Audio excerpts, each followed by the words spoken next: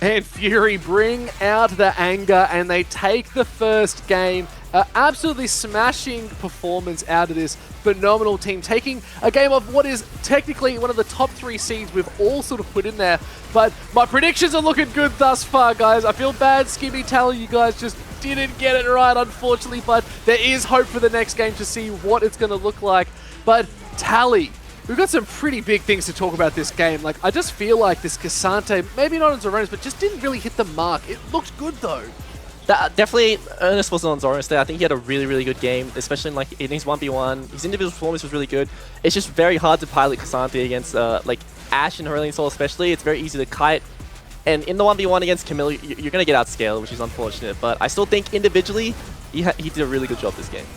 I think he still, like, the score was there. It was like 6-0 in that clip you can see in front of you right there. That big sky. Sorry, that just catches me every time. I love that ultimate so much. But Skimmy as well. We sort of talked very vaguely, very subtly in the sort of cast that it was the snowball that you really needed to get going for Antic. What happened there? Well, yeah, I mean, that's the sort of concern, right? Because last week, even though the mid and late game was a little bit shaky, they at least had like a 10k gold lead to themselves to say, well, we should still be just winning these fights. Unfortunately, in this case, I think from memory, the highest that went was like a 2k lead in favor of them. And that's with Fury just constantly chasing them down or getting caught out in those side lanes. So Fury being the ones that are a lot more proactive. And then eventually it hit a certain break point in the game, probably around that 30-minute mark, right? As you can see on the gold difference graph there. But he said, oh, actually, we just win now. Big items obviously came online, like the Rabadons there for Chirp. And yeah, they just ran away with it. So an abundance of CC. And in the later stages where you are just getting one shot, but like one Camille Q. Yeah, happy days. And yeah, a bit of frustration there for Antic. Well then, Tally, on the side of that, we've got the big scores up here. Huge amounts of damage across the board. You can still see Raze as well, even with the defeat had the most damage. But you got to admit, do you think Fury came out very strong, planning to have just a full late game saying, look, we got the opposite side, we got red, let's just go full scaling. We'll do a couple skirmishes, but do you think that was maybe their plan all along? It's kind of hard to tell what they were planning based on like how many team fights that they kept looking for that were just not favorable for them. I do like the draft they went for with the, having so many tools to engage to really punish these people who are out of position, but also having late game tools is always really important. And like I did want to touch on like what Antic drafted. I think that picking 2 utility champs in the carry positions with Ahri and Varus, it tends to mean you can't make many unforced errors because you will, if you fall behind, it's very hard to get back in the game.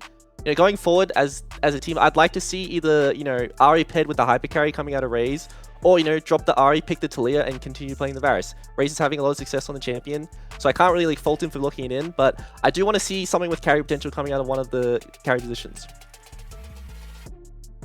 As well as that, Skimmy, I know you've got a couple comments you want to bring up about this draft and just sort of break it down a little bit more for us too.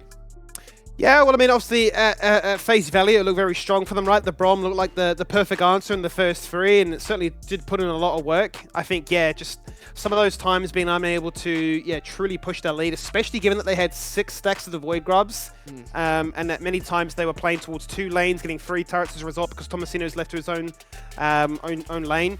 It's just crazy to me, Pike, that we didn't get a bigger gold lead for them to truly showcase how good their start was, right? I think it was like 8-1 was Raze.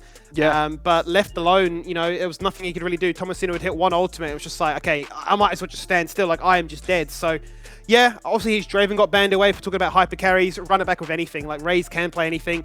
If the situation gets really dire, and like Incursion's like, I'll play AD mid, yeah, just chuck Raze on Ziggs or Syndra or something along those lines. And, we're good to go.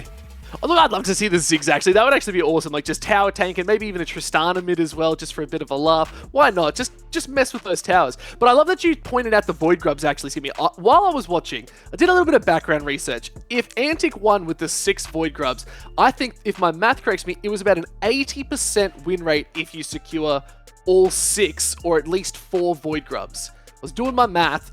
Honestly, let's not trust that math. I'm not very good at it, but that's only LCO stats? It's no, I was just looking up other stuff. I literally spent time watching and going through stats of past games, being like, oh, they got that many? With this many? Like, I was doing it in my head. Like, but I was just like, nah, man, I don't think this is too accurate as I'd like it to be. But that game disproved it, right? I think, Tally, you mentioned the first week that Void Grubs, yes, used to be super important, but aren't as much. Do you think that was a bit of a case here too, Tally? yes and no. I think that once again, like Void Grubs, it snowballs what is already strong. Like if you can split push, if you can hit turrets, it's very strong. But we see like the Cassante against the Camille, we see the Ari against the Aurelion Sol. Weaker side laners, not really gonna find as much access, hitting those turrets. We saw, Raze had a really good time moving around the map with the Grubs. He was getting lots of turrets, especially with like, Rift Heralds. They were getting inner turrets consistently. That's like one thing that went really well for them, but like they were just unable to, really snowball with having all the Grubs. Yeah, not very true. But, well, again, congratulations to Fury taking on the first win for themselves tonight. Really good. We do have a second game coming up, but we have some from the fans because I said there'd be more coming up. Which OS player would you add to the Hall of Legends? Awesome response again. Let's see the very first one right off the bat. Who wants to be put in that hall? It was my boy Buzz. Let's go. Radier, Spook, Swiper, Swipper, Tally, Carbon, FBI, Destiny, Pabu, Biopanther, Raze, Aladoric, Fudge would be my OS Hall of Fame. What the whole off the top of my head. Yeah, just off the top of my head, but I'm sure I'm missing someone. Wow. Again, a good list there, Tally. Is someone missing? Yes. No. You're there. I was actually trying to hint at you, but I read your name. You are there, Tally. Congratulations. We're missing the rest of the region. Yeah. But no, I love that, Buzz. I think that's a good list. I would have to agree with that. Let's check out the next one. Who has come out with their Hall of Fame? Ooh. Big sweat. Cat Roulette. Swipes, obvious choice. And don't tell him, but I would put Carbon up there. Shh. But don't tell Carbon. Thanks, Sorry. Tim. Thanks, Tim. Thanks, Tim. Appreciate that. Cheers, Thanks, mate. Tim. But no, I think that's a pretty good call. Skimmy, would you put Carbon up there? I would. Not because he's my boss, but because he's a great League of Legends player. He's an Tally- entertainer. Why is Tally doing it up here twice? I don't know if Whoa. it's allowed. Put in Swiffer in there as well Wait, for what? having to play with me for 2 years. Yeah, nah, it's been 2 weeks for me and I'm already feeling it. Yeah, that happens to the best of us. He put up with me for 2 years. He deserves to go in. No, I like that. That's so good to see. But we do have another series to go. We have one more game coming right up. But are we hoping to run it back though, Skimmy? Do you think we could see a late game comp again for Fury, or are they going to go a bit more aggressive now they're on blue side? I feel as if Fury may just be feeling themselves during this intermission and think we could probably get the perfect 2-0. Obviously, draft once again, yada, yada, yada, all that boring stuff out the way. But there's a part of me that thinks maybe a cheeky 2-0, our first major upset the split. Well, you've heard it here, ladies and gentlemen, but we do have something else for you. It's your Twitch vote. It's right up there. Go put it in. It's time to get those points stacking. I didn't actually put mine in before. Again, I'm just like neither. AFK farming at the moment, but I need to put my votes in. Or I did put the 1-1 on, so I'm going to have to put my votes onto Antic for this one. So put them all in, ladies and gentlemen. It's going to be a whole lot of fun. Get them in. Are you putting any in, Skimmy? You know what? Just because you asked so kindly, I will now, Pike. I will. You will? Okay, well, that Tally. I'll all in. I'll all in. Why not? I will all in on the underdog. Ooh, okay. Well, I like it. I'll go all in too. But guys, we're going to go to a short break before we get to the next game. We'll have to see you in just a second for Antic versus Fury. Who's going to get that win? Is Fury going to take the 2-0 or is Antic going to come back and cause a draw? You have to wait and see. See you in a sec.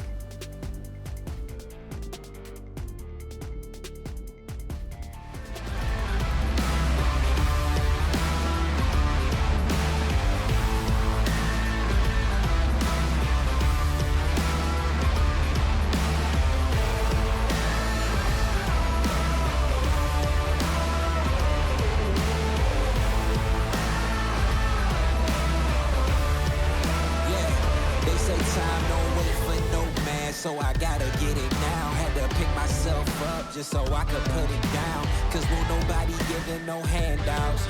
In a crowd full of stand-ins, I'm just trying to stand out. And working hard just to make my mama proud. Dream loud just to drown out all the doubt. Road to success, I had some rerouting, but found my lane. And won't nobody take me out, and I'm gone. So long.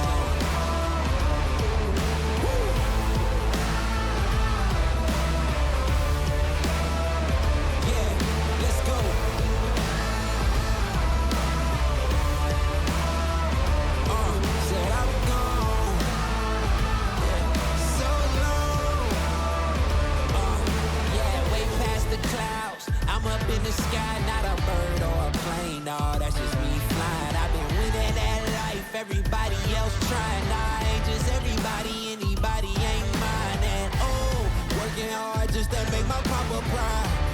trying to get it, tell them that I got it now. Road to success, had some reroutes, but I found my lane and you won't ever take me out. I'm gone. Yeah, I'm gone. Tell everybody so long. Woo. Tell them I'm gone. Yeah, yeah, yeah, yeah. Woo.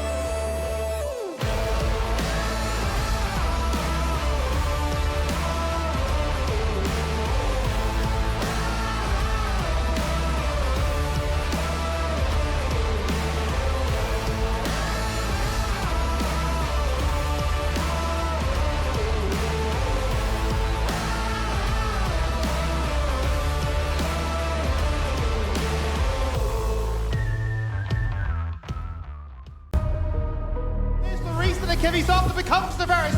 Forced out of the stopwatch, it's carnage! They're all charged at his command! Oh, kaboom! It's do or die! Welcome back to the LCO. I hope you're enjoying yourself so far, especially after that banger in Game 1, Tally. I mean, really, for what we saw, it certainly was a game of two halves, with Antic running the early game, not able to really clinch their position in the mid to late, and then Fury taking full advantage of that through good patience. Yeah, I don't really think there's any other way to describe it besides a banger. I think that that first game really comes to show like the performance that Fury can really have if they have what they want in the draft and they're able to hit the conditions that they really want in the early mid game.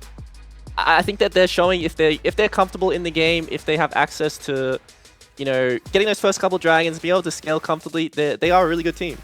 Yeah, and I think it also puts the rest of the league on alert, not only the top teams thinking, hang on a minute, we're going to have to go up against them in the following weeks, but also the other teams thinking, are they the new benchmark? Are they the gatekeepers that kind of define if you can make it to the top 4 or the bottom 4? Here we are, though, into our second draft, with the sides having been swapped. Fury now going for the blue side, still sticking true with their bans, with the Vi, Ivan, as well as the Draven. Will anything change here for Antic, who have also mirrored that with the Corki and Tristana, but this time instead of the Belveth, they'll ban away Skarner. He's gone. I think something I want to touch on though is I brought it up earlier. I did like Incursor playing the Ahri. I think he did a really good job at finding success with these runes in the early game. I think his teamfight presence was really good. He was always finding charms onto important members. So I'm not too afraid if they lock that one in again, but I would really like to see Raze lock in like a Zeri, an Aphelios, a Jinx. Just something that gives them this hyper carry threat. Just something to be able to match scaling, to be able to perform when, you know, the enemy team is diving in and not really like focusing you, just be able to clean up these fights. You almost want a little bit of that swag about him to say, yeah, I am a pretty good player and I deserve to have, you know, all the tools around me, like build a comp around me, and I certainly won't disappoint, which is it's a fair consideration. Obviously, warranting that of a Draven ban is certainly a nod towards that direction, but the first pick, Nautilus, finally wanting to make it 2 from 2. Instant response from Antic is, okay, we see that, we'll play the rail to counter it, but we'll also go for the Viego, which we would imagine would be a foreigner pick, given that he's played it a fair bit, but we're still waiting to hear if this could be played in lane. Yeah, this is definitely, like, when I remember in Cursor, like, he does like to play the Viego in the solo lane, so this is a very heavy flex, and I know Zonis plays pretty much every champ in the game, so I would consider this a 3-way flex. We'll have to see where they want to go for it. Nox bringing out the Belveth response, like, this is his tried and true, like, one trick, in a sense, champion. Like, he is very, very proficient on this champion. I think the matchup in the Viego is also really good, being able to like, if you react to the ult, you can deny so much damage with the Belveth E.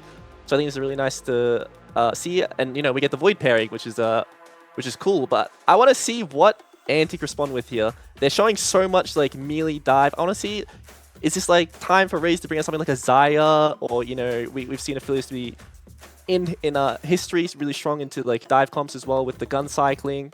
I have to see what he wants to prioritize.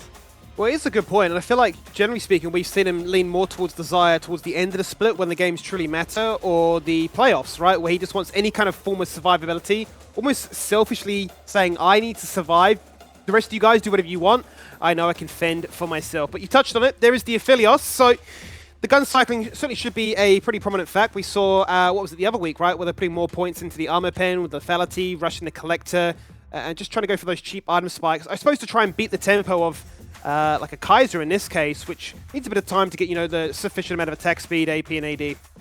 Yeah, definitely. Something to touch on with Kai'Sa is like she's not really at her peak. I think next patch is like when we see like the Shiv Kai'Sa come back, the old AP build with like Winsu's and Ashes. Have to see what Hooper wants to do on this patch, as we're not seeing the current Shiv buff, so the Q breakpoints aren't really there. Curious to want to see if he wants to go for the on hit, or we see the LS Kai'Sa build with the pure AP. You can play like a pseudo soul AP like mage, where you just sit back and poke people. I think that build of Kai'Sa is very, very strong and competitive, but it does take a long time to come online. If there's anything to go by, are they feeling confident that this could be another 30-minute banger where they would have enough time for that to come into effect? I'll tell you what, though, for Antic, during the intermission between Game 1 and 2, they've done a lot of recency bias and said, you know what, Skarnet, Camille, as well as the Aurelion Soul, those all need to be deleted. Forget our bans from last game. No longer relevant. What always matters is we lost to that, we must ban it. And what is your response? Anything that could make Cassante bad. So TF and Vayne gone. Yeah, but then you have to think about the fact that Antic could just take it away themselves. So like, what if Fury want to answer within the top lane to deal with the Cassante? Because I think they just banned 2 of the best matchups into him, and like he is this absolute brick of a front line, which will enable Raze to do so much damage. Well, it certainly is a good point. Obviously, as you mentioned, Zoranus wasn't the issue in that last game. It had a standout performance, so it's just a product of the draft itself that the carry can't really, or the character rather, can't really handle some of the playstyles that were present in it. So no question about it. He's going to be happy on this one, but it's another classic of Tomasino. If they had Cassante, he generally speaking went for the Gwen. I'm actually very impressed with like Tomasino's champion pool. Just seems to always be on point. He always has like one of the best or second best picks to deal with champs. I think, banning out the TF and Vayne baited Antic into picking the Cassante, so now they have a really, really good Gwen angle. It's very hard for, range champs to deal with Gwen when she is just absolutely straight in front line and she's in the mist. Absolutely untouchable. It's a really, really nice pick. And then we see Chirp lock in the Cassiopeia, which is, when we think of Cassio, we think of Fido. We think that like that's one of his champions. We think of Shock as well, like another OG Cassio player. So have to see, like, I think this champ is very hard to blind pick. It's really hard to deal with, the range champs in mid lane, such as like Ori, Hui, Xerath. Like they really bully you in the 1v1, but we're not locking in Cassio for that reason. We're locking in for the Miasma to be able to deal with like the Viego, the Rel, the Cassante. Those champs will really struggle into Cassio. Yeah, that Granite effect, really, really annoying to deal with. But it does mean that it's 4 from 4 now. Unique picks found here by Chirp. And a bit of a Chad, I have to say, even if his form hasn't been to the same level as it has in previous splits, the fact that he's just blinding his matchups says, I don't really care what I play, I want this, I will play it, and I'll make it work. Let's see if it does find that same level of success, because my only concern here, Tally, is you're thinking, okay, AP Kai'Sa, probably not as attractive, given you've got 2 very AP-reliant sources of damage in both the Cass and Gwen. Yeah, I expect this is probably going to be like the old Navori build, just the on-hit 80 build. It's a staple. It's a Hooper champion. I think he's going to be comfortable. I'm also really happy with Antic's draft. I think they covered up the weaknesses they showed in the first game. They have carry threat now. They still have the same style of team comp. And then Fury are playing a lot of the champs they're comfortable on. I think both teams are happy with what they've taken away from Game 1 to improve on their drafts to make, just even better comp for Game 2. Yeah, stylistically, it looks like they've reflected and said this was the issue and this is what I need to do to try and bring back some kind of form into the second matchup. If anything else, Fury are at least walking away with 1 point, but I'm sure there is a quiet belief amongst them, maybe even a loud belief, maybe that's just how they operate as a team, that we could walk away with the clean sweep 2-0 and really upset the balance of what has, generally speaking, been a top-heavy league. As for Antic, it's their first real struggle. They didn't get punished truly last week, but this time now, the best they can settle for is a draw, and they'll need something to at least feel positive about their week 2. Yeah, definitely. I think this is the time for Fury to prove themselves if they are like a new top dog. Do we have a 4th team in the league? Do we even have a 5th team in the league who can contest for that first place? I think it's really cool to see that Fury are coming out with such strong performances, such strong drafts, and also, such strong individual talent. Well, here we go, onto the Rift and see what will happen from the very get-go. Now, as far as I'm concerned with Cassiopeia, as much as when I did casts with Fido, it was a case of, once you're level 16, you just sit yourself in a pixel bush and you just win. Who wants to face check a Cassiopeia? Absolutely nobody. But obviously, we're only at level 1, so let's not play the Cassidon of, like, pointing towards the stop clock and saying, it's getting closer, guys. Very different champion, but either way, I'm excited to see the Snake back in action. Yeah, me too. I really like Cassio as a champion. I think that it's one of the...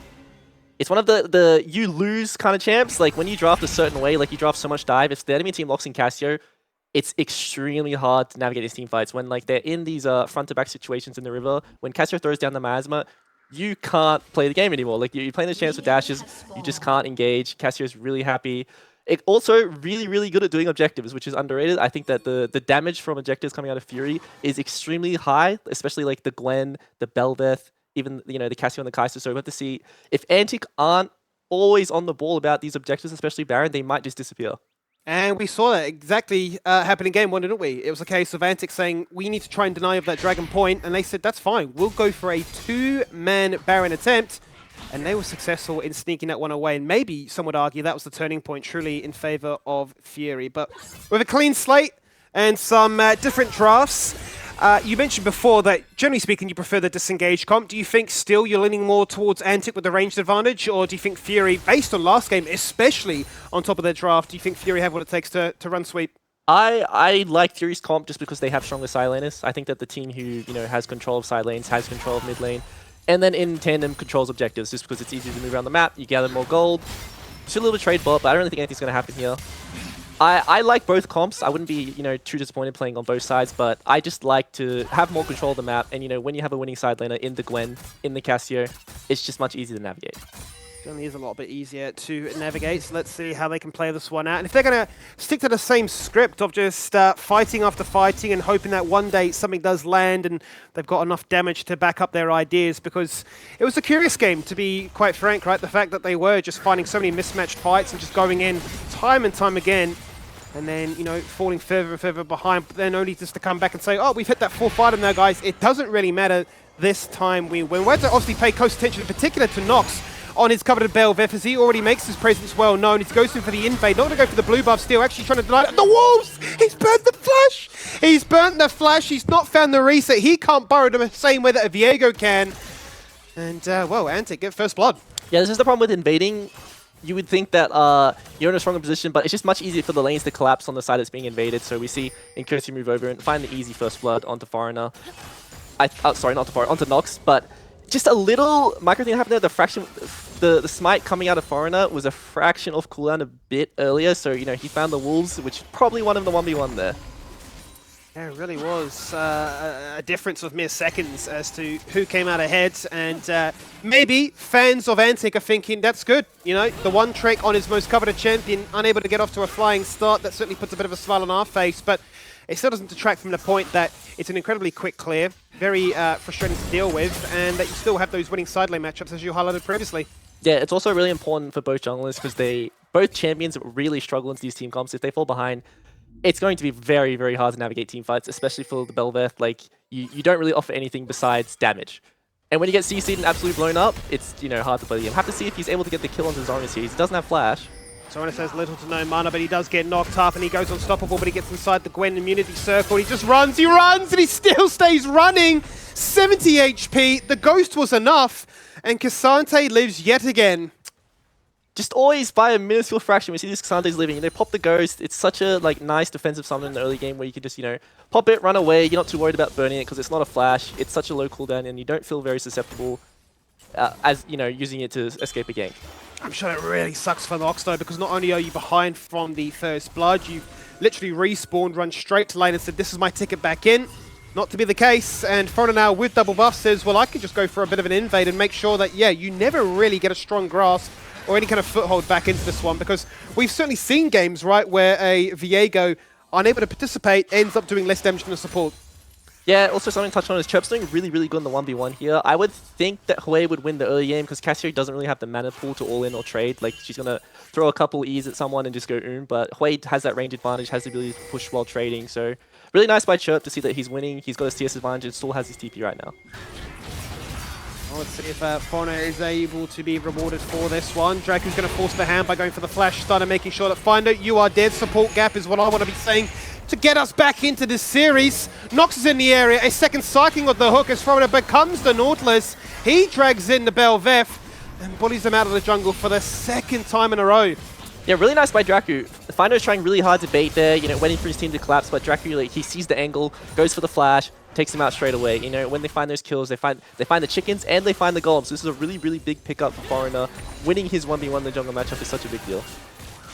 And Curcio making sure he doesn't get jumped upon there, given the fact that Chirp has crest over to level 6 just a fraction earlier than him. But based on the way that fight just played out, it's an easy avenue for Foreigner to go from jungle invade into first dragon. 6 minutes in, pretty on point for them to stack that one up nice and easily if they can. But still, Curcio has to show a lot of respect here. Can't be too greedy, especially because there's a massive wave about to crash, and Raze is under a bit of attempt to take him down in the process of crashing too. He gets dropped down to, well, sub 100 HP, but is able just to walk away in the end. He should have access to the olives in the river, so I think he will end up staying here. I don't expect him to recall just based on like the wave being pushed out. He's going to miss a bit much. If he doesn't get access to the olives, he's just going to, catch the wave on his turret and be safe. I think something else to touch on is, based on the mid state right now, I don't really expect there much to be happening around mid. I think that without flash on Draku, there isn't really much kill pressure onto Chirp based on like first recall, so I expect to just see constant mid priority into like, Fury enabling Chirp to just snowball push, make sure he's safe to scale, and that's their avenue to like lessen the wound of the bleeding that's happening right now in the early game. Yeah, for sure. I mean, to be up by 20 CS, as you mentioned already, is a pretty sizable deal given the range discrepancies. So I'm sure Chirp is feeling a little bit inspired about that one, especially after the Aurelion Soul found magic in those later moments of game 2, but Foreigner's been patiently waiting for that gank. But same could be said for Nox. They're going for a double bait, a 2v2. Chirp's found them with those twin fangs and taking them down very quickly and easily. Foreigner then becomes the Casio appearance, says let's carry on, but I'm a bit squished here. So we look at bot lane and say, what on earth has happened here? Raze is dead, his flash wasn't available, and the summoner heal just was not enough with one more hook. Findo tries to take down Draku, but Hooper says, I'm too low. We're buying too much time. Foreigner's been able to freely rotate from mid to bot, and he's now looking for the flash stun, which he misses. Surely they still get the kill. Yes, they do. Killer instinct from Hooper into a flash, and he's safe under that tier 1. Yeah, cute little escape there out of Hooper. Really nice to see that he gets out of there. Foreigner commits the flash, finds the kill onto Finder, so in the end, it is that the 1-for-1 with the collapse. Foreigner is doing a really, really good job right now to win these skirmishes for his team, even though the rest of his team isn't doing too crash hot in the later phase.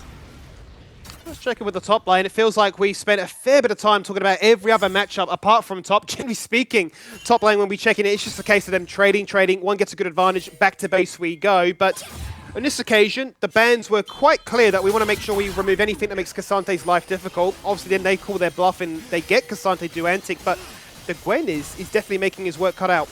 Yeah, we do see Fury going for the collapse on the Racy. He does have access to the flash here. Let's see if he goes for the prediction, though. If he does go for the prediction, it looks to try and buffer and break anything with one of those chakrams. There it goes down, the full combo. There is the flash! And all is well and good in the bot lane as he gets pounced upon by Fury.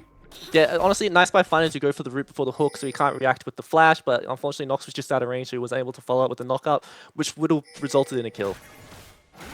Yeah, the lane with CC chain certainly to be broken apart on that occasion, but still, it's enough pressure to make sure that Raze can't run away with things in this laning phase. Foreigner now going to reset and come straight to top lane, as these two bruisers have a bit of a battle inside the immunity circle, now to be expired. Zora's going to trim that wave first of all and say, Foreigner, it's all yours, buddy. That's his 4th kill of the game. The only champion bounty, and this Viego pick so early is a menace. Yeah, it's absolute menace. It's just really nice by Zornus. If you're a Casante player, you've been in this situation so many times where you're pushed in front of your turret, you land the Q3, you push them back into your turret, you all out them into your turret, and that's honestly where we find most solo kills in the Casante. It's all well and good though for the Casante and the Viego matchup, but it is at the cost of their bot lane falling further and further behind. As a result, Nox walks in, steals away the enemy blue, and gets escorted out by his own bot lane at that same time. But Blade of the Rune King has come online at only, 9.5 minutes, so there's a huge item spike to be found there. I suppose it just becomes a question of whether or not he can continue to find avenues in which to exploit it. Yeah, we keep seeing the same thing happening as well. We see, Nox trying to take away camps, but consistently we see Antic's lanes defending them really well. We saw, Incursor with that roam earlier to, help on the invade. We see the bot lane defending the Grom, so Foreigner's just constantly finding camp leads. We see the Blade versus the components already, so he is absolutely online and ready to take over this game. He certainly is, and with another objective spawning, certainly it's a cause for concern for the laners of Furious, who we can't get too hasty here because that jungler is probably in the area. As we note, that is certainly the case here with Foreigner, but Findo, with a nice little attempt to fault that, is just going to respawn, or rather reset, and run straight through the mid lane. And with that presence being made aware of, it's a case of I need to run away. Has he bitten off more than he can chew? Findo, where you going, buddy? That's the wrong side of the map. He buffers with the hook. He gets slowed there by that and the Blade of the Rune King. It just gets punished. looking for a second hook, but Fauna doesn't connect. Tries to predict the juke, but Chirp doesn't juke that one. Yeah, only noobs juke. That's what I always say. Chirp didn't have access to the flashes, so if the hook did land, it would have been him going down. Have to see if they want to commit onto the roam on Tomasino here. We do have Nox shadowing. Yeah, Tomasino running the long way around in this laning phase. Can he get himself out of this situation? He's got 0 summoners or whatsoever. He has the ultimate only coming up now, but he's got stunned! And if you're stunned, you can't steal any HP back. And falls down for the 2nd time in a row. Yeah, there's just a gap in communication there. Like, we definitely knew they were in top river, and it's just unfortunate to see Tomasino go down there. But he's always dying on with his wave push, so he's not really like losing out on much. So that's the one good thing coming out of here. Have to see if Fury do want to commit this. I think that Foreign is a bit too strong at the moment, and playing for this commit is a bit scary. See the flash come out of Findo. They certainly do want to go for it though, because they've committed members in the area. TP from Antic to try and force this one in their favor. Magnus on the draw and plays 2 people. Chirp looking for that petrifying gaze. It's on CD. Never mind, the fight continues. The unending despair is there. And I'll tell you what, it is a little bit of despair right now for Fury because they've lost 2. When really you thought they shouldn't be having any inclination to try and fight that. Yeah, I think this is just a repeat of last game. It's the same story. We see Fury opting in for these fights that they should really not be going for. They just really think they have an advantage when they don't. And in Curse, Antic are very good at punishing these unforced errors we keep seeing. See, it starts off with these 2 initially, and you're thinking, well, perhaps with one person going back, we can make this one happen. Hex Flash Shin buys more time. TP, hang on a minute, guys. I think we've made a mistake. Yeah, like unfortunately Chirp doesn't have access to the the gaze here, so he can't really commit much into this team fight. And a really nice TP coming out in Curse here, he denies any follow-up for his team falling down there. So just a nice grub secure for little Antic, and they're already positioning in bot side for the dragon control. But I just think that Foreigner right now is a bit too strong, and you really want to avoid these fights. You should be avoiding these fights. Oh, Cosmo was that damage onto Nox! He died between the Moonlight Vigil and the acquisition of true heartbreak there for the Viego. And one by one, they get picked apart here. Foreigner showing no signs of slowing on down. Tries to dive underneath that tower to find more than just a 2. But it's just fueling the fire, which is making this Antic squad stronger and stronger. 6-0-5 now is this Viego. Yeah, and like even we can see the top lane trades. We see the Kanik Rookin being finished by Zorinus here, so he's able to trade aggressively. See if he's going to get the Cloak here with the all-out. He's looking for it, and he does it again. It doesn't matter what you're playing top lane, he says. You can play Camille, you can play the Gwen. I will beat you in laning phase, and I will really take over this game. Now, Antic up by 4k.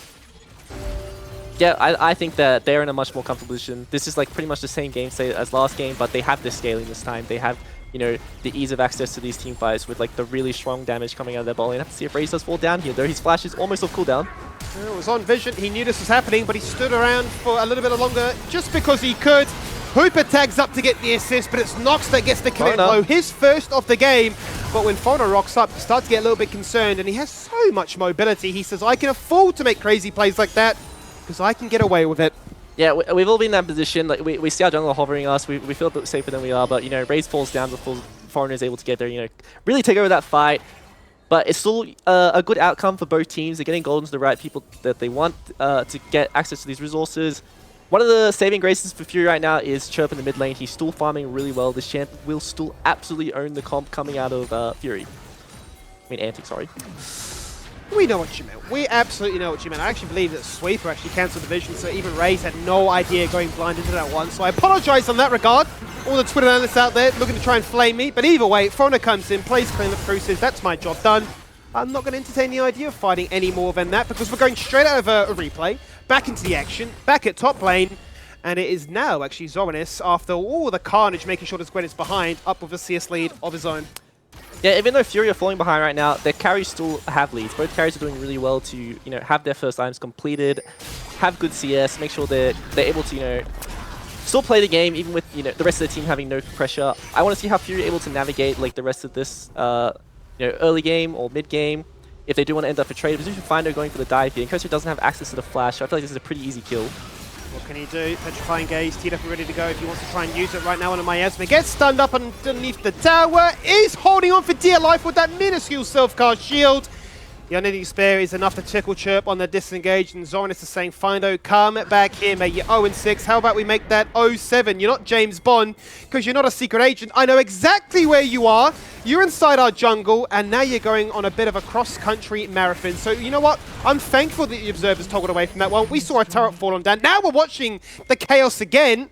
and it becomes the great chase as to where could the Nautilus be hiding. Yeah, see, the problem with these kind of situations is you don't want to end up chasing the support. It's not really worth it. You're going to lose so much control on the map. We see, like... He's tripped them! He does get out, though, which is really nice. And Tomasino gets out. So, in the end, it's a 1-for-0, and they got the TP. So, it's a really good outcome for Fury. And especially the fact that Tomasino was left alone in the top lane. He got access to, a couple waves, crashed away, so it's able to bounce. He has an item now. He's sitting a bit more comfy. Still not in a position to take over the game. It's going to be a lot more time for he's able to do that. But it's just a really good practice play by Fury to be able to get some control of the map back. We need almost like a comical stat of like time purchased from baiting him to chase you right after. Obviously so difficult to try and quantify that one, but either way, as you mentioned, someone sitting on that Rift Maker going to feel a little bit better about the Gwen performance, and so much so that they go for a 3-man collapse, 3.5 with the Void Seeker there from Hooper, to make sure that Zorinus finally does fall his first death in this game. Yeah, I mean, Zorinus is fed, but he's not that fed. The amount of damage coming out of Gwen is still going to be really high. Just going to find a much harder time in the team fight. In the 1v1, she'll still be happy. And Nox is always going to be happy in those positions where he has the bulk, and he's going to do so much single target damage to the tanks. Let's see what the setup is looking like for this next objective. A minute on that next dragon. That would put Antic on a potential soul point. So they're going to very quickly shift their numbers towards this part of the map, but a bit of a flip is the case that Chirp says, well, I'll play towards that top lane. Any chance for a bit of split pushing uncontested, I'll always be keen to pick up that one. Makes sense given that he has TP whilst Tomasino doesn't, so he stays with the rest of the squad for the meantime. And now it's all about wrangling control of that mid wave. Yeah, definitely. But I want to put a little bit of the spotlight right now onto Dracu. I think that he's had a very solid performance so far. But with the Dragon coming up, I think he is the win condition for Antic. He needs to find that engage onto Chirp with his flash. And if they're able to take down the Cassio, the game becomes much easier for them. And it's really easy to navigate the team fights when the Masma is removed from the game. So have to see how Dracu wants to play this, if he's going to flash from front on or he wants to play for a flank. And all the talking we mentioned about Skylar last game about being creative and clever with your pathing to try and set up that decisive ultimate or that major moment of engage. Same certainly rings true here for the Rail. Also, you can't just run through a wall, but certainly the ability to flash surprise your opposition is unbeatable. Let's see what they can do though, because first things first, it's a case of clear out all their vision, force Fury to where you can see them on the map, and then say, well, these turrets belong to us. You might belong to us in a second as well. As Tomasino cops a bit of a beating here and has to watch as that turret gets chipped down. Yeah, they're going for a little bit of chip damage on the side, but they are giving up control mid wave right now, which is curious to see. See Zorinus coming down, which means, Chirp's going to get pushed on the side lane, so then he can then move to mid. It's just a bit of like ebb and flow happening right now in the control of the map. I think that Fury are looking to give this dragon here. They probably don't think they're comfortable fighting it, or maybe they want a bit more time to scale. Have to see if they're able to dive this though in a 1v3 situation. There's no TP on Incursio. There's no TP, but Zorinus is the one that's going to get focused apart. So after all that time of us playing ping pong around the map, Zorinus says, watch this! Try and gank me again with the same amount of members. I'm the Avengers. I am the end game. And I'm playing Cassante, so it's just disrespectful. Nox, you're playing your one trick. You're 1-4. That must bruise the ego a bit. And, well, after all the craziness, you've considered control. We get the dragon. Soul point for us. Yeah, that dive is always going to be really, really hard. But just seeing Incursio with the TP flank here, have to see if they're able to collapse onto Chirp. Has access to the flash. The rest of his team isn't committing to a collapse here, so probably end up sacking him. Would seem that way. Would certainly seem that way. I don't think anywhere Chirp can go buys him enough time to try and use the TP out to safety. And then it's just the stragglers, which has been a bit of a curse for Fury at times, right? Looking to be disconnected at the best of times. They fall on down one by one. Hooper goes a little bit crazy with the killer instinct, but is unable to kill his counterpart. As Raze on the Aphelios answers back. We've seen this one before. We've seen Raze on the mid wave with an AD carry by himself, and he always seems to find those kills, which is a very, very nice boon for him. He's a bit behind in CS, but he's finding those kills. His team is finding a lot of control on the map, so he has access to as much scaling as he wants. And we've all seen what Raze can do on Aphelios before. We certainly have a very famous clip of me screaming as he farms a pentakill at DreamHack. That'll always live rent-free in my mind, but definitely a much more complete performance from Antic, would have to be said, right? The fact that they've actually hit the 20-minute mark, they're up by close to 7,000 gold. Make it even more if they can get themselves that soul point in 3.5 minutes, and you're thinking, this is kind of what you expect. And I suppose given the nature of that jungle matchup, one has to suffer for the other one to flourish like this Viego. Yeah, definitely. This is a very snowballing matchup in the jungle. It's when one falls behind, it's pretty much lights out. It's very easy, especially if these CC junglers just completely take over the map when you have a tiny lead in the jungle. Really nice to see though that it's Foreigner, because I think that he's a very quiet jungler who doesn't really have these like huge carry performances. He's just always been a very consistent player to me. But it's nice to see that he's the one taking over the game and like taking the reins when you have players like Raze and Zoranus who are known for carrying games. Absolutely. Certainly when you talk about those nameplates, you'd be thinking, how on earth is Foreigner being the star of the show in this game? But that's the reality we are dealing with right now as Antic pick up the Baron. Nox poked his head in and now has to try and run away from this situation because Fury, as a free man, looks to try and escort a wave into that tier 2 mid. Going to be successful in doing a little bit of damage and at least buying time for Tomasino to chip away to tier 2 in the bot lane. But now they're running towards an end goal where it is a dead end. Antic are really cutting them from every single angle. But in the end, say, maybe it's an overforce. Maybe we just answer back by taking turrets of ourselves. Yeah, I think Antic are just going to force them out. They're not really going to look for the fight. They just want to delay their backs as long as possible so they have access to, you know, hitting this inner turret. We see what Raze is able to do when he's left alone with these turrets. He absolutely shreds them. They might be able to get a second here depending on how long it takes for the rest of the Fury to pop up here, but I believe it's going to be a pretty easy inhibitor for them. Unless we see a hook coming out of Findo. Let's see if he can find that moment of magic to try and open up the engage that Fury may be preying upon, because right now it would really be relying upon the likes of Findo and Nox to try and get the ball started, but they are severely behind in tandem. So it puts a lot of the onus then on Tomasino, who, quite frankly, also 1 and 3. He's actually gone for a BD teleport. He says, you know what? If you're going to do this dance, I'll just go and try and sneak in one of my own. Empowered Recall says, well, one of us can go back, but Antic don't want to give up their Baron buff. They want to continue sieging. So he picks up the bounty there, which is really, really huge for his team. I think that he's not going to be able to escape from this 1v1. Have to see what happens in the 4v4 here, though. I don't believe they want to drop this turret here. Chirp is still really strong. Curious to see if they do want to engage, but I believe it's pretty easy for them to hold the turret. Have to see what Tomasino is able to do in the 1v1 as he is kiting Zoranus around the way all that comes out. He just did a couple of laps around the inhibitor, did a bit of extra chip damage to it, and continues to fight in that picture-in-picture. He's getting lower. I mean, the war of attrition, Zoranus is winning, but then we turn our attention towards the fight on our main screen, the 4-man stack, and we do see that Antic are also winning on that as well. They're going to finally break open a second base turret. Now also pick up their first inhibitor and say, job well done. Yeah, breaking the map open, breaking the double inhibitors for Antic is very, very nice for that team. Denying as much healing time as possible. Fury will have access to more gold with the super creeps coming in through both lanes, but you know, they have to worry about like this Dragon Soul coming up in the next like 40 seconds, and they're gonna have double supers coming in on the opposite side of the map, which means like their carries or their main damage dealers just aren't going to be, you know, in the correct position when this objective spawns. Weird situation to find yourself in with Antic's Baron expiring at the same time the Dragon Soul is spawning, so they're already in a perfect position to set themselves up for that, share the blue buff around with the squad, and say there is no way back into this one, Fury. You had your fun, you had your little ego boosting game one, taking the game away from us. Yeah, we'll be sharing the points here tonight, but let's see what you can do when you're really biting the bullet, because this is a situation where you'd say, sure, there is still that scaling condition, level 16 not too far away, but it's the KD, it's the power. That's a big shift up from game one. Yeah, and this is the performance I expected to see from Antic in week 1 as well. I thought that they were just a much better like team macro-wise, and they'd be able to move around the map really well and like find these really nice engages. Drac doing a really good job linking out with Foreigner, like finding the ganks at the top lane, did really nice invades. As soon as the TP come out, I think Curse is in a lot of trouble here. Let's see if they can find themselves out of this precarious situation. Raze late to the fight, zoned out here by Church. Does he want to join in? He's going to certainly have to be at this stage. The Dragon Soul has been picked up. Foreigner taking a 1v1 into Tomasino, but the fight still goes to Biz. Zoranus drags back 2 with those Intofo strikes, looking for more, but the flash denies it. And they say, well, come at us, boys. You've only got one avenue, and that is a split push win condition with the Gwen, but we can handle that. So we'll fight you here, we'll fight you there, we'll fight you literally anywhere. Yeah, such a nice TP flank coming out of Fury, but they only find the 1-for-1. I think that goes to show like what the game state is right now. Like, Chirp is strong, but he just doesn't have the damage. He doesn't have access to, you know, the items he needs right now to be able to tank down these tanks.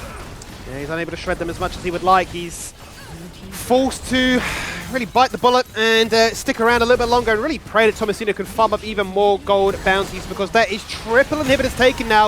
And TP's ensured that this wave stays topped up and healthy. Zoranus once again goes in like that unstoppable raid boss. Can anybody do damage to me? Well, apparently they cannot, because Draku, oh, at the very end, they're finally ticked on down. Even before he would survive amongst all the carnage in this base. But the supers are crashing, every wave colliding, and Fury only have one spot to play now, and that is hide inside this base.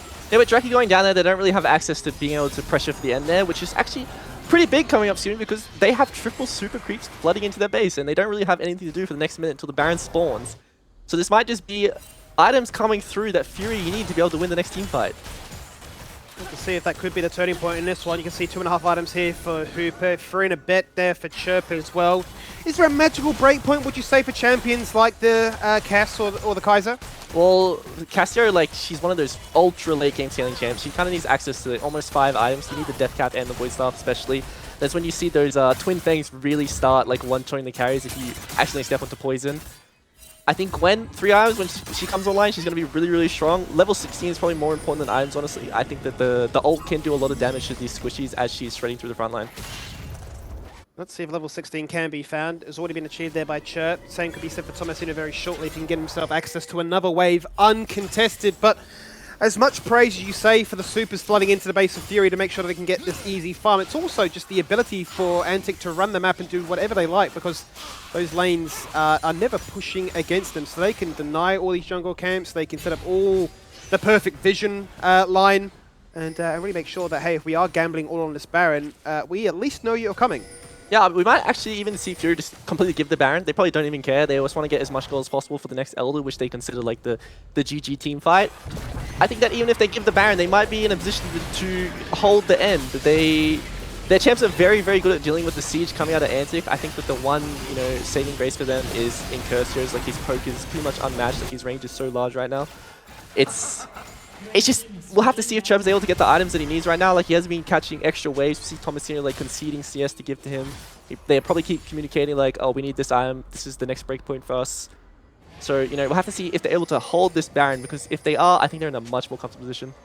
Let's see if he's got enough gold in the bank there to try and pick himself up that item. And there it is. There's the Crypt Bloom. So not opting for the Void Staff. A little bit more of a supportive option, but certainly not the worst choice. We've seen a lot more believers, even mathematically, when it came into effect this season. So keen to see if that is going to be the breakpoint that will make the difference for them, or if it's just too much of a mountain to overcome at this stage.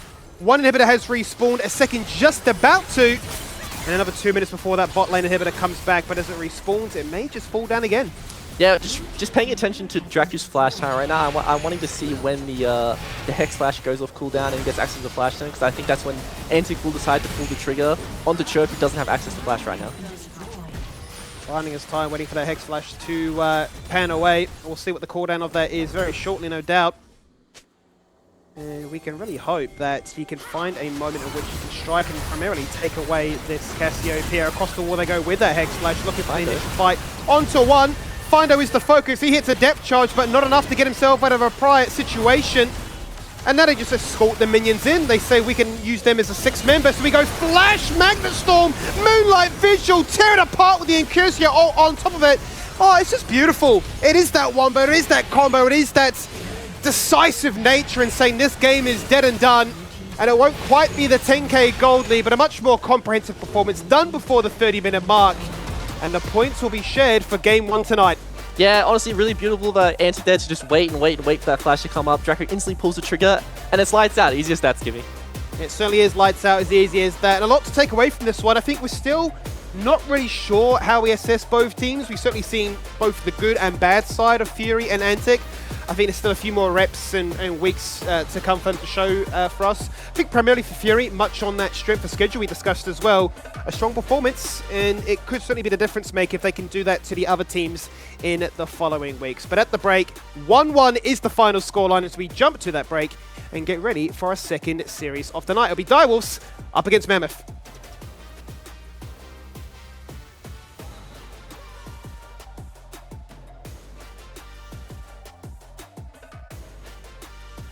It's a bit scary. See the flash come out of Findo. They certainly do want to go for it though, because they've committed members in the area. TP from Antic to try and force this one in their favour. Magnus on the draw and plays 2 people. Chirp looking for that petrifying gate. It's on CD. Never mind, the fight continues. The undeemed despair is there. And I'll tell you what, it is a little bit of despair right now for Fury because they've lost 2. When really you thought they... Graham has been baited. He flashes away. Instant buster shot to Kissei, who packages him once. Valkyrie's the second time and says, that's a double, make it a triple. Ryoma, welcome back home, but you've got to get through me first.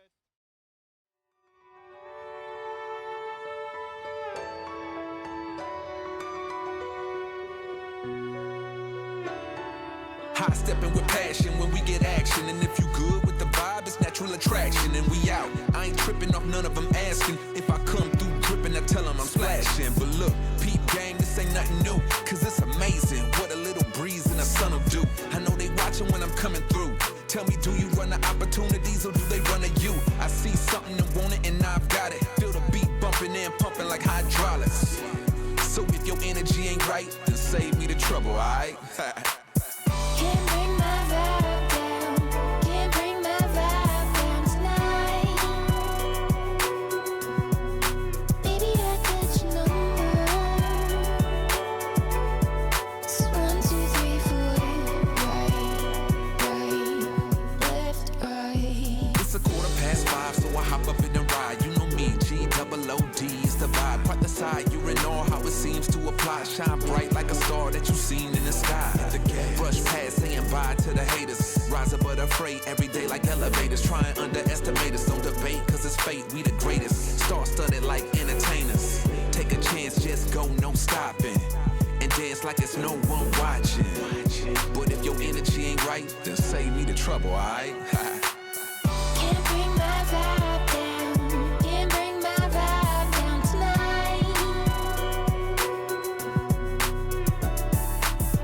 Can't bring my vibe down. Can't bring my vibe down tonight. You gotta keep on dancing through the night, and when the day comes, you'll be in their minds. You gotta keep on dancing through the night.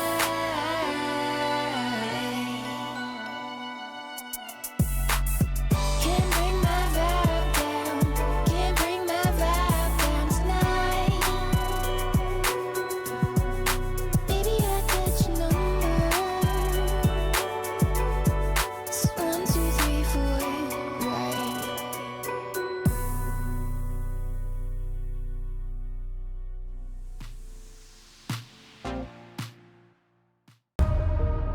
Here's the reason that Kivi's after becomes Tavares. Forced down on the stopwatch, it's carnage! They're all charmed at his command! Oh, kaboom! It's do or die! And the Wolfpack has resurged. They have taken over the Rift one more time, taking us to a final result of a draw.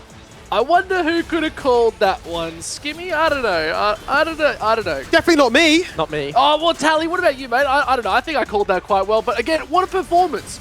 Antic actually showing up. Big call out to Foreigner here. But we've got a couple things we definitely need to talk about. And the first thing I want to say is red side dominance a thing here, Tally? I wouldn't say not so much. Like, nothing in the draft indicates to me that, like, red side had a huge advantage here. I think it was just the gameplay that really spoke for itself. I think Game 1, Fury just had a better understanding of what they need to win the game, and like that's why they won on red side. And then, you know, Antic had a really, really dominating performance in Game 2 on red side, and I think it came down to gameplay for me. Yeah, okay, well, fair enough. Like, I only pulled that up because I did notice that both teams decided to pick blue side, and both times it sort of just went against a little bit of the grain. So I wanted to just mention that, just get your thoughts on it. Big respect, though, I have to agree. But at the same time, we need to talk about these sub players here. Skimmy, it just felt a little bit different to last one. We saw a good performance from Game 1 from Findo. Game 2, he had that one great escape at 16 minutes, and I loved that play. But he just didn't feel like he was right there. It just looked so good from Draku. Yeah, it didn't have the same amount of measure of almost like scariness that a Nautilus can certainly bring, right? A few unforced areas of him walking into enemy vision unassisted, right? Will just die for free. Unfortunately, yeah, made it a little bit too easy then for the likes of Draco and the Rail to truly shine, right? Some very decisive flash, pounce, stun, kill combos. Had his work cut out for him, right? It was a clear target to try and shut down his Cassiopeia. And I think credit where credit is due to Chirp, right? He's obviously bust out this pick blinds and said, I don't really care.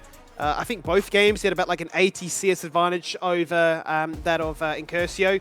The only downside on this occasion is that the champion pick wasn't able to hit the same highs as the Aurelion Soul, right? I think Tally mentioned 5+ items was required. That's what bailed them out with the Aurelion Soul, right? The Rabadon's cap came through, they just started to win fights.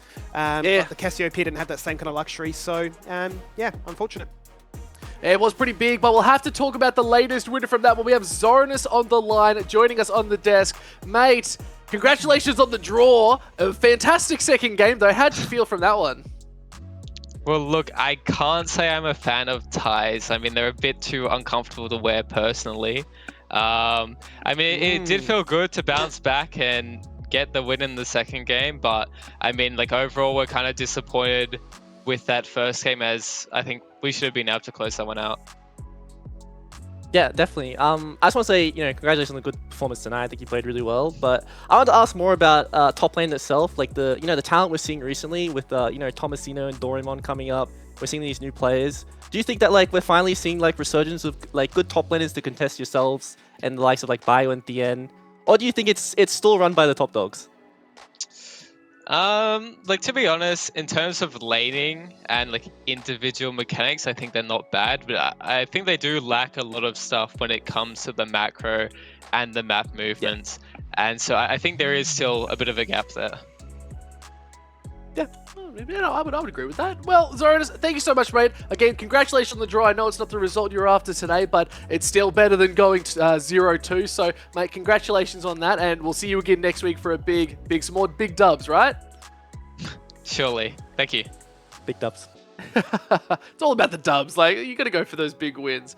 But no, fantastic. Like, we saw him. He was playing so well, Zoranus as well. But Foreigner 2 in that jungle, I wanted to touch on that and just say what a huge performance in that second game. I think it went like 8-0 and 3 or something towards like the midway, halfway point there too. But what a performance there, Skimmy. Yeah, what a performance. Really complete package from him, right from the very get-go to, receive the fight, to mechanically play it out, to make sure that he got the first blood, not the Belveth, and then to be given the keys to the castle, right, and say, I will make you all proud, right, to find another kill, to exploit the weaknesses of you've revealed and miss that gank, that's another camp stolen away from yourself, to snipe resets, to do what Viego does best, right? So, yeah, great performance when you're surrounded by stars, and, hopefully it continues. But my big point on that, though, as well here, Tally, and I want to put it to you, is what did you think of the Belveth? We haven't seen it thus far in the split. I want to get your thoughts on it. You said it was Nox's sort of like a comfort pick. Would you agree that it was the right call, though? I think that when you have so much knowledge and comfortability on a champion, it can always be pulled out in a certain scenario. Like we saw he went for that invade, which I assume in solo queue he's done many times. Like he's easily going to win that 1v1 against the Viego as soon as he blows the stun and is unable to cancel the Belveth E. He's going to be very comfortable in the 1v1. But the problem with competitive is you can communicate. You can tell your teams that like, oh, I'm susceptible to getting invaded here. Like I need cover, and like we saw in Cursor move straight away. We could even see the bot lane move if they really wanted to, and like he's always going to fall down there even if he gets the kill. So these kind of champs that need to snowball, like even if we touch on stuff like Katarina mid, very hard to play in competitive because it's just so easy to deal with them when you have 5 players on comms.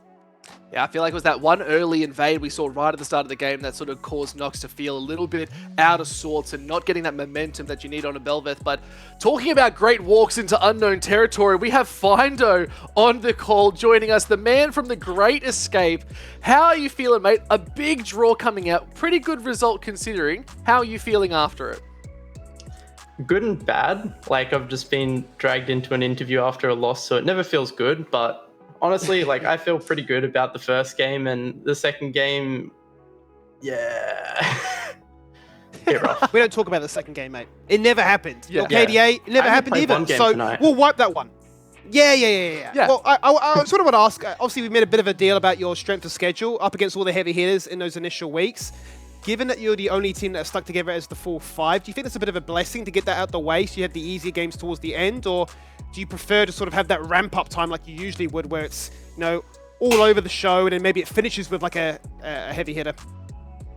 Yeah, I think it like goes both ways, right? Like you obviously want to verse the teams with the fresh role swaps early in the split, like the Mammoths and the Kangas. Like you want to get them early before their people get really proficient on the role, but at the same time, like these top teams are a lot weaker, so it's a bit easier to get the games off than when they've put in hundreds and hundreds of games, and yeah, we haven't scrimmed as much as them kind of thing, and they just gap.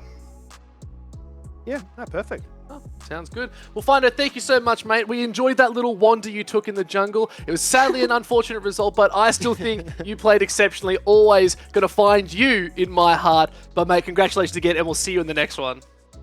Thanks, mate. Cheers, boys. Bye. Oh, man. Even after defeat, he's still got a smile on his face. He's always looking for it. You got to respect that. It's hard for that sort of stuff, right? Coming out of a loss, even at a best of 2, but still coming on just to at least say we did something good today. Yeah, absolutely, right. To salvage something, I think this is a bit of a pet peeve for some players, right? Is we always want a defined result. Best of 3s, best of 5s, obviously fantastic at establishing that.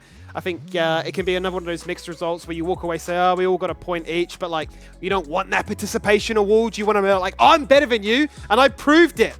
Not just like, I guess we're both kind of good guys. Like, no, there are levels to this. Well, talking about winners, we've got our MVP for the first series. Tally, we had to go with Foreigner here. Played so well in that second game, 11-4-18. Walk us through this absolute monster of a man. Yeah, we just saw it on our screen. Like, this guy had an insane performance in game 2. He was able to snowball such a big lead off such like a tiny mistake in the early game from Nox. But I also want to give it to him from game 1. I think that, like, even though he didn't have the best score in the Zins out, the amount of team fight pressure he was putting out to, you know, create space for his carries was insane and very impressive coming out of him. That it's very nice to see. It's nice to see players know how to take damage as well as do damage. You know, absorbing as much damage as you can before you flash out is also a really important skill to have as a player. I think a big thing here as well, Skimmy, is I want to point out is we know Foreigner did come over from Ion, was brought over to the Antic side from last split, so they've obviously picked him up for a reason. Do you feel like Foreigner has finally like arrived in the split? I think it's definitely a good start, a good showing, much like in Curcio last week, where it was a case of proving that you deserve to be on this roster. I think the same can now be said for Foreigner too. It's almost a case of like, oh, why is Raze not getting it? Why did Draku not get it? Why are these like really established players not getting it? I think it's good to, you know, give their flowers when it happens. But look, I hope it continues. I think he's obviously a very malleable player. He can be the carry like we saw in Viego. He can certainly, you know, assist if required. So let's see how Antic look to try and bounce back for next week. Talking about bouncing back, we're going to have to go bounce to a break so we can check out the next series for tonight. It is going to be that Direwolves vs Mammoth. We've got this pipped as a pretty big series, so guys, you're going to have to stick around. Make sure you got those channel points ready to go, and we'll see you in the next series.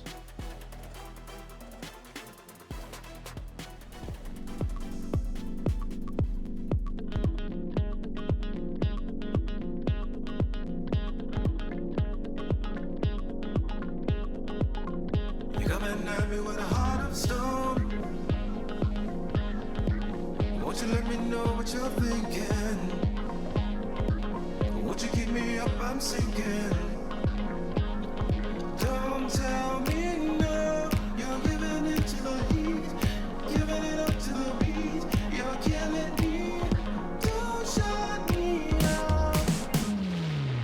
For God's sake, 'cause when she gets in my head. It's just the power, it's just the power play. Yeah, when she gets into my head.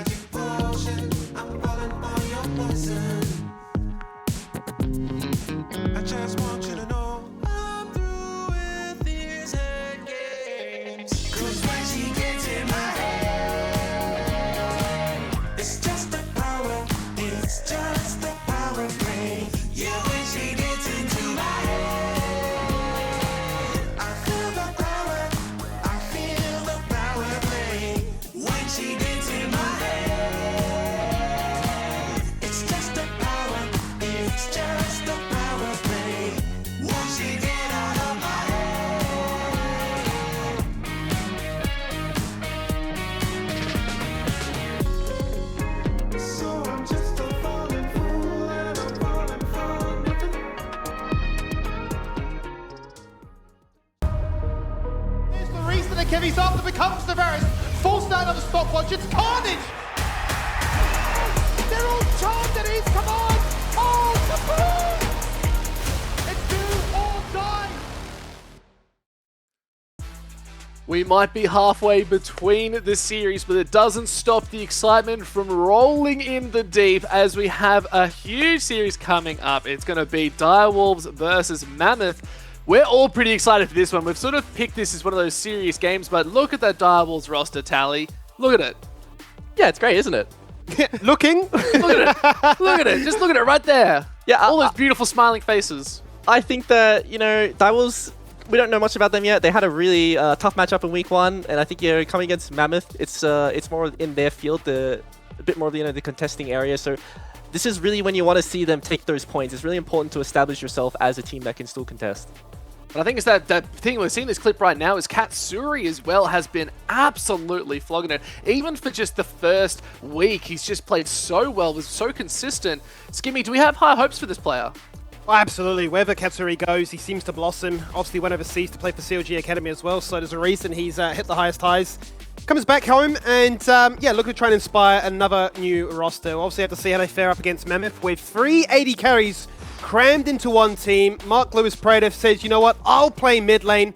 Gun Grab and Voice, at this stage, we think may be solidified in those roles, but I wouldn't be too surprised if they did flex things around later on into the split, right? The ability to showcase some of their unique pocket picks, some AP, some farming center, for instance. I'm sure everybody loves to see fasting center time and time again, but this should be an interesting one because I think both teams you look at and say, not too sure how to rank them, maybe need a little bit more time under their belt to try and find some level of form.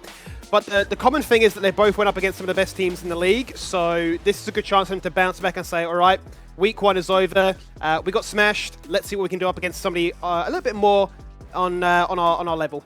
Same sort of level, they said, playing grounds, right? Like they're sort of Yeah. both down the bottom at the moment, paired with a couple other teams, of course, but doesn't mean they're out of the running. They can start stepping up here. It's still early days. So we're going to have to see how they're going to look. But like you said as well, yeah, it's all those 80 carries on Mammoth is what I've sort of got my concerns for. But I have hopes for Prater. I think putting him in the mid lane, we'll have to see how he's going to go. He felt very confident in that role too. So we'll have to see what it's going to look like. But Tally, do you have any sort of idea of maybe, will we see double 80 carries in this? We've talked about fasting center. Could we see a Tristana mid paired with like a Varus or something in the bot lane? I have no idea. Honestly, there are so many variables when it comes to this roster. We have to wait and see until what they want to pull out. We saw very standard stuff in the first week, but I'm excited to see if they do want to do something, out of the ordinary. Well, talking about 80 carries, we have Katsuri on the line, joining us on the desk. G'day, mate. How are you feeling